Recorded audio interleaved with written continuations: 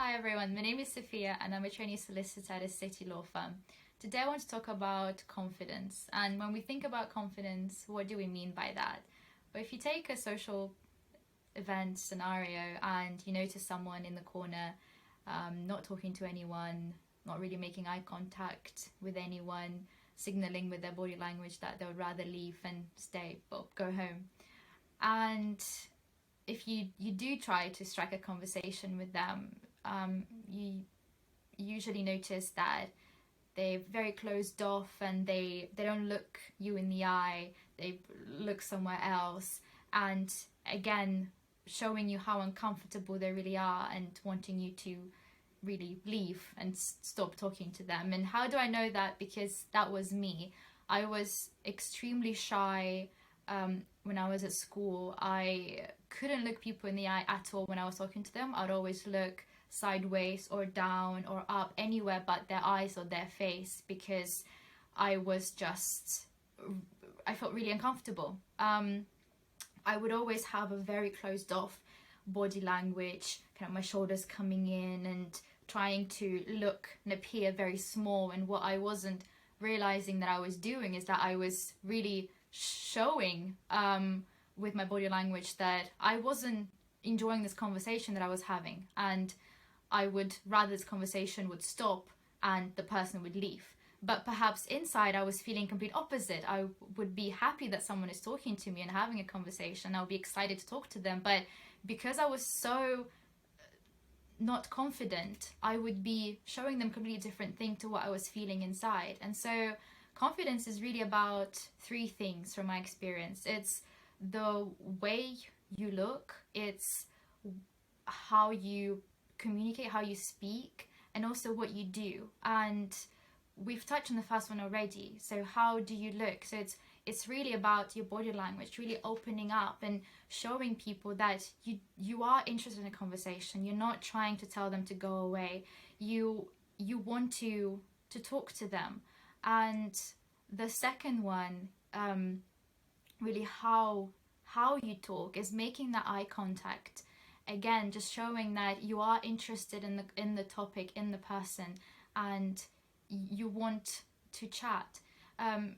Starting with what seems to be kind of the simpler things of body language, you think, well, surely that's not enough, but that's really the first step, is for you to get used to it. When I started working on, for example, looking people in the eye, I had like a real panic attack. I was crying and I just felt so uncomfortable, and it was because I lacked confidence. I was extremely shy. So it can be a very difficult process just to hold yourself and practice when you're interacting with people, and perhaps even in front of the mirror, just to look in the eyes and watch your body language. What is your body saying to the person that you're communicating with? Because that is really the point. That is so important, because so often when we communicate or when we have networking events, for example with university, and you're speaking to graduate recruiters, you're speaking to partners and associates, how you come across, how you look is so important, because that gives that initial impression.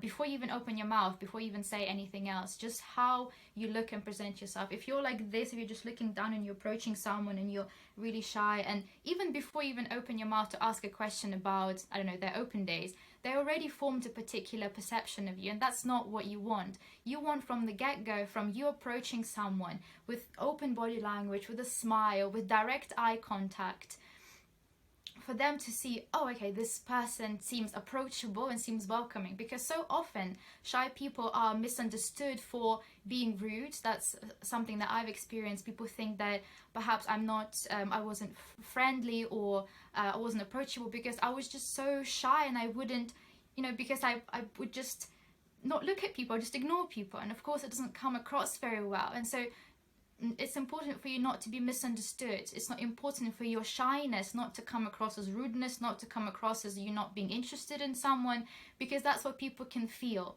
And that's not what you want when you're trying to have a conversation with somebody, you know, somebody that you want to impress, for example. You don't want them to leave and think, well, that person came across a bit uninterested really in the whole conversation. Why did I just waste 10 minutes talking to them about a particular area of law, for example? So that's really number one step. So it is important.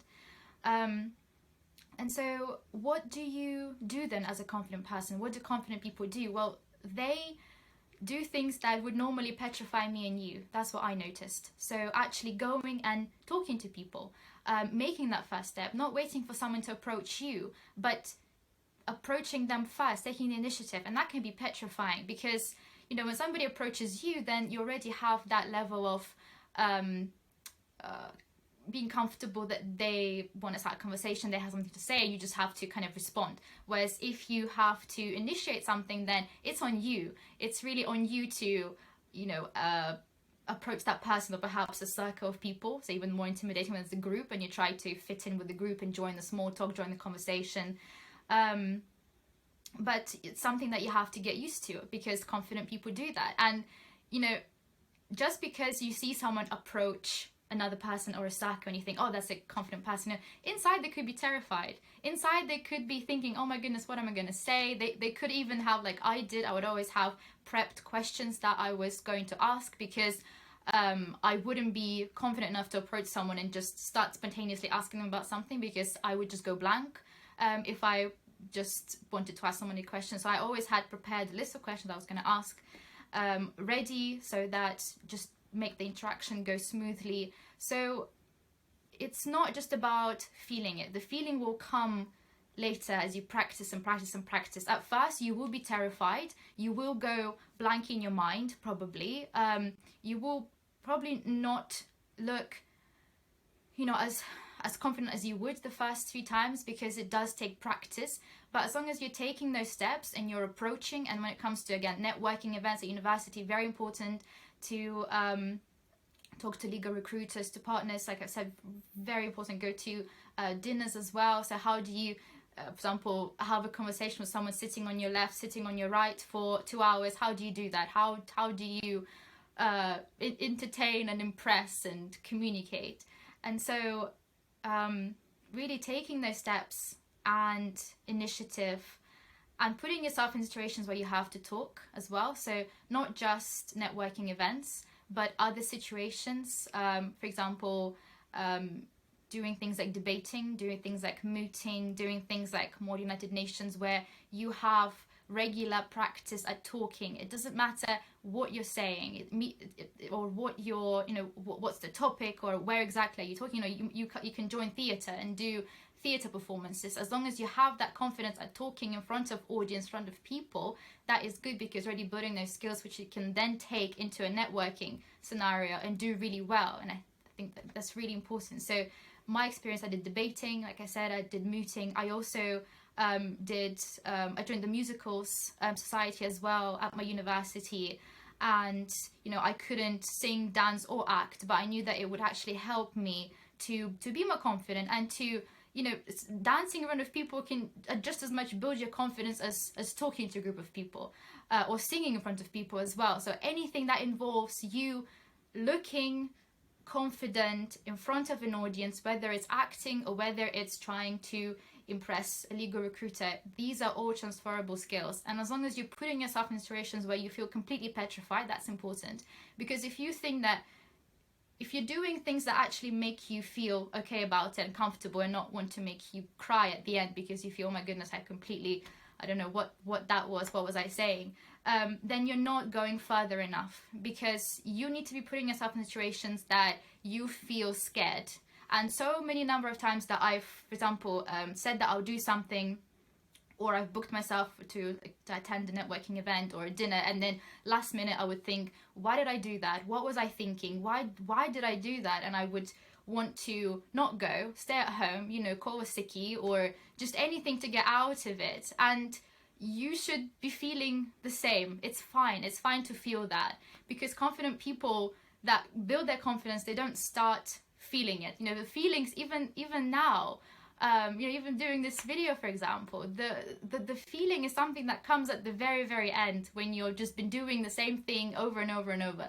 Because as long as you are doing something, then that's great because the skills are building up. So hopefully that's encouraging somewhat, just knowing that as long as you're putting yourself in situations that completely petrify you, you will get better and you will learn those skills and get that confidence. And it's practice, practice, practice. So yes, thank you for watching this video. Hopefully that was helpful to you.